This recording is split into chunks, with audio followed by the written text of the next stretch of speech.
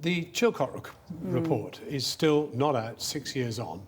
Should he not just publish and be damned? Oh, this is a nightmare. I think for people to have waited this many years to have a response... But should he therefore publish and be damned? I think there's got to be a deadline for this, and I think this should be published before the end of the year. And if the Chilcot inquiry can't come to that agreement themselves, I think Parliament is going to need to debate this and to set a deadline. And I've offered to work with David Cameron in order to do that, because this has got to be speeded up.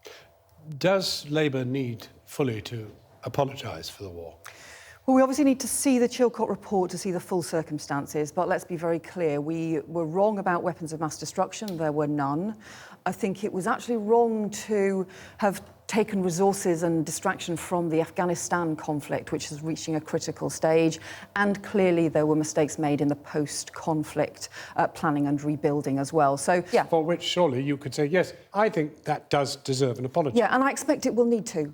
But I do think this does need to be done properly. Not quite as bold as Jeremy Corbyn. No, He says, I will apologise. Why can't you say the same thing? Because I think you need to respond to the whole of the Chilcot inquiry and be clear what it is you are responding to. I mean, I've told you the things that I think have gone wrong. I want to hear from Chilcot about the full detail. There may be other things in addition to the things that I've said. There may be other things where he sets out a slightly different response. So I think the responsible thing to do is to give a full and detailed response which recognises the things that went wrong. And as I've said, I would expect that to include an apology, but I think it should be done in the right way at the right time, in the light of the full facts, rather than me just having a kind of half-partial conversation with you now. But then that does just bring us to you, because you voted for it. That's right. That's right, and I have to take responsibility for that. Do you regret it? Oh, yeah, of course, I certainly do. I mean, I thought there were weapons of mass destruction. That was the thing that was the key issue for me at the time, and clearly there weren't. So, you know, we all have to take responsibility for that. You've said that you would not work with Jeremy Corbyn if he won. But if you won, would you ask him to work with you?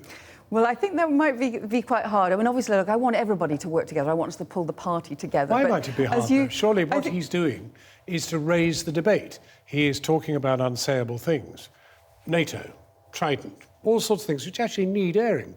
You could do with that. I think it's good to have the debate. I disagree with Jeremy on NATO. I think it would be wrong to pull out of NATO. I disagree with Jeremy about Trident. I'm a multilateralist, not a unilateralist.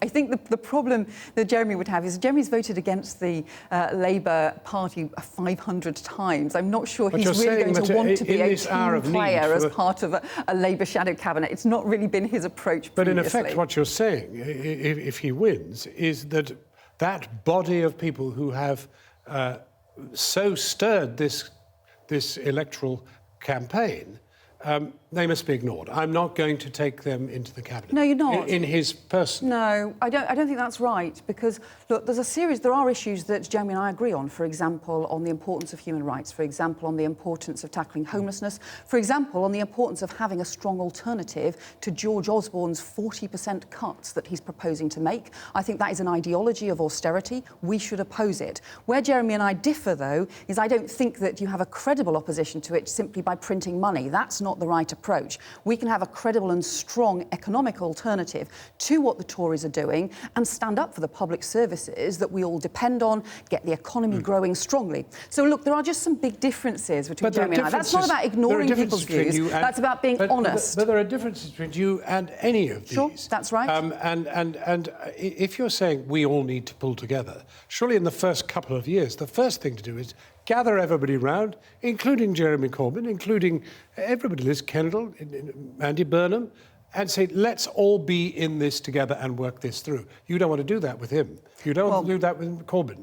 What we want to do, I'm not going to start drawing up a shadow cabinet when the vote is not being passed. But you have, because you've excluded him. Well, you know, what I've said is, look, I think actually it's going to be hard, given the way that Jeremy's wanted to work previously, I think it would be hard. The shadow cabinet has got to be a team, and we've got to be able to pull together. Now, that does mean having debates, that does mean recognising there'll be differences of view, but you've also then got to be able to pull together. But I want us to pull the whole party together and recognise, actually, the real challenge... Awful lot of it seems to be rallying behind him. The real challenge is what the Tories are doing to Britain. We've got to be strong enough to take them on. And at the moment, my fear is if we just divide, if we just fight amongst ourselves, or if we think it's okay to just shout from the sidelines without having a credible alternative, we will let people down who depend on a Labour government and who will end up with year after year of power in the hands of a narrow Tory elite, which is devastating for Britain.